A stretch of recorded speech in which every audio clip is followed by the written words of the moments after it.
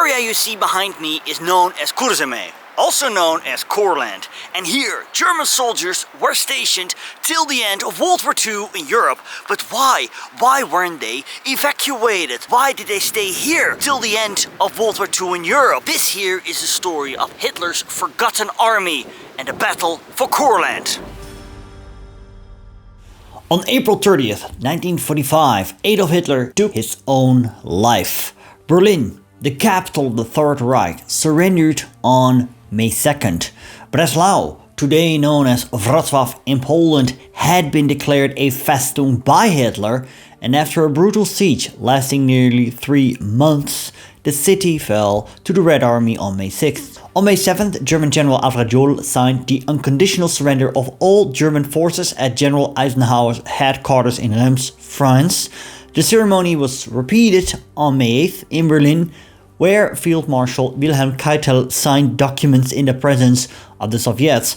Because of the time zone differences, it was already past midnight in Moscow, meaning that the end of what is known there as the Great Patriotic War is commemorated on May 9th in Russia. And then there were the German forces in Courland. They did not surrender until May 10th, which raises a striking question. This isolated pocket was located some 700 to 800 kilometers from Berlin. Why were German troops still holding out there? Was this a deliberate strategy or a desperate necessity? And just as importantly, how did they manage to remain cut off for so long while the rest of the German army was retreating ever further west? Courland, known in Latvian as Kurzeme, had been part of the Republic of Latvia after the First World War.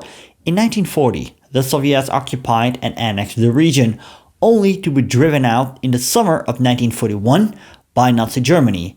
Latvia then became part of the Reichskommissariat Ostland under German occupation. In April 1944, the war returned to Latvia, first in the form of Soviet air raids. But the real blow came in July as part of Operation Bagration, a massive Soviet offensive across among which the Baltic region under the command of General Ivan Bagramian. The main thrust of Operation Bagration targeted Latvia, aiming for a breakthrough to the Baltic Sea to cut off the German Army Group North. From Lithuania, Soviet forces pushed north into Latvia, coordinating with other units advancing westward from the Soviet Union toward Daugavpils. In the south, the offensive unfolded according to plan. Vilnius fell on July 13th, and by July 19th, Soviet troops crossed into eastern Latvia near Daugavpils. While some Red Army units stormed Jelgava, others raced toward the Gulf of Riga. Their objective was clear: split the Baltic front in two and deliver a decisive blow to Army Group North. On July 30th, Soviet forces reached the coast near Tukums. If this bridgehead held, it would mean disaster. The German position in Latvia would then collapse. Their forces would be cut off from vital ports like Liepāja and Ventspils, and the land connection to the Reich would be severed. This red gap had to be closed at all costs. In a frantic response, the Germans launched a counterattack and succeeded in retaking Tukums. But its brief fall had already revealed a grim reality. During the short period of Soviet occupation, a trail of destruction was left behind, echoing the violence of 1919. Civilians were shot, women were assaulted, and anyone suspected of collaborating with the Germans was executed without mercy. The people of Latvia now knew exactly what awaited them. Though the Germans carried much of the fighting, Latvian units fought fiercely. Reinforced by new recruits, they held the line as long as they could, step by step retreating, all the way to the final stronghold, Courland. With a Red Army less than 50 kilometers from Riga, German General Ferdinand Schörner ordered an evacuation on September 26th.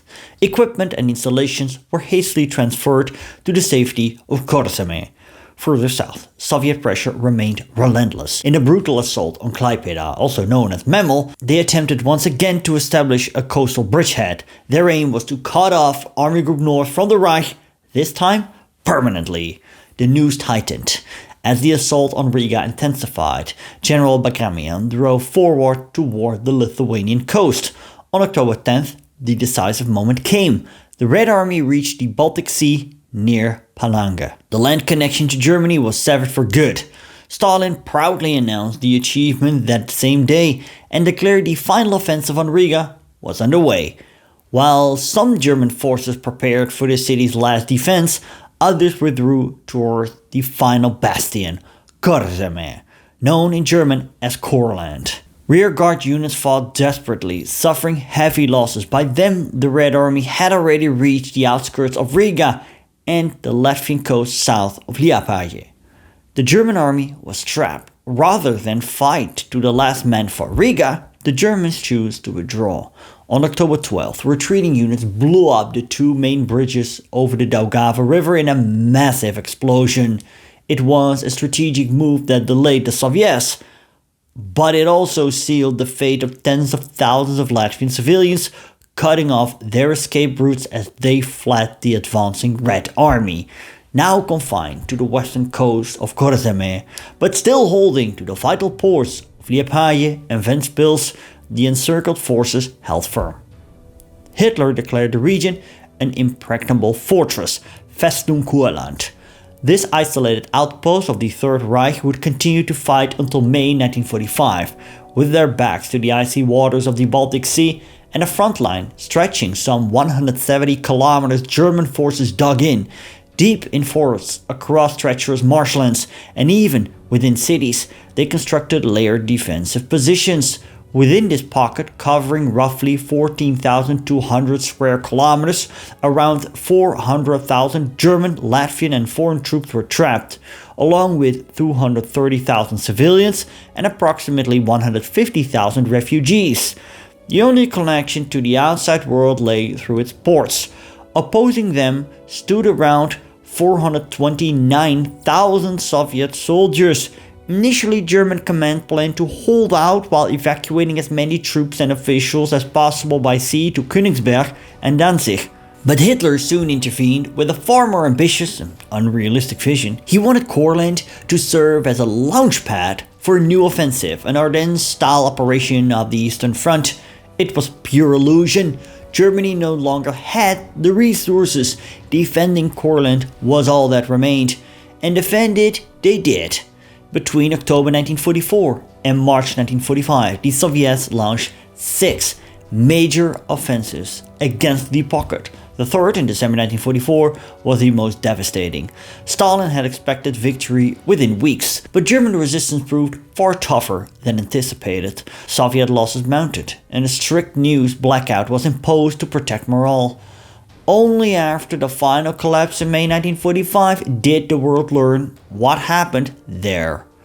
German forces in Courland were not alone. Around 10,000 Latvian troops of the 19th Waffen-Grenadier Division of the SS fought alongside them, as well as volunteers from Scandinavia and ethnic Germans from across Europe. But tensions grew. Unlike the Germans, many Latvians were fighting for their homeland. They had joined the Germans out of hatred for Soviet rule, but soon realized independence would never come under Nazi domination. Latvia itself was slated for German colonization. On both sides of the front, Latvians faced each other in battle. In some sectors, fighting simply stopped. Desertion and refusal to fight became increasingly common. Life for civilians varied dramatically. In rural areas, survival was possible. Near the front, it was total devastation. In the ports, supplies still arrived, but so did bombs. Refugees flooded the cities. Aid organizations collapsed under the strain. For many, escape was the only hope. Often aboard small fishing boats bound for Sweden. The Germans held out for over 6 months. Not just because of their position, but because many soldiers had been fighting since 1941. They believed they were buying time, holding back the Soviet forces from Germany itself. They were strong. As the Red Army pushed into Germany, units were gradually evacuated from Courland. But by the spring of 1945, even evacuation routes collapsed as key ports fell. The end came with Germany's surrender on May 8th. But Courland, cut off from communication, did not receive orders until May 10th. It became one of the last German formations to surrender in Europe. The cost was staggering: around 117,000 German and 90,000 Soviet soldiers killed. Nearly 189 Germans were taken prisoner. Many would not return home until the early 1950s, some not until 1955. Even after the surrender, fighting continued in the forests. German stragglers and anti-Soviet resistance fighters, the Forest Brothers, carried on a guerrilla warfare for years. For them, the war did not end in 1945. For the German soldiers who surrendered in the pocket, the end of the war marked the beginning of a long ordeal. While many German POWs in the West returned home relatively quickly, the Courland fighters disappeared into the Soviet system. They were marched east or transported in overcrowded freight trains to labor camps. Many ended up in the infamous Gulag. Forced into brutal labor in mines, forests and construction projects, they faced starvation, disease and exhaustion. Many did not survive the first winters. Repatriation was slow. The first groups returned around 1947, 1948, but most only came home in the early 1950s. The last survivors were not released until 1955, following a diplomatic visit by West German Chancellor Konrad Adenauer to Moscow. One notable moment of surrender had already taken place earlier, on May 4, 1945, at Lüneburg Heath. It marked the first major regional capitulation and paved the way for Germany's final surrender. I visited that site in Germany a few years ago and made a video about it. Click here and I'll see you in the next one.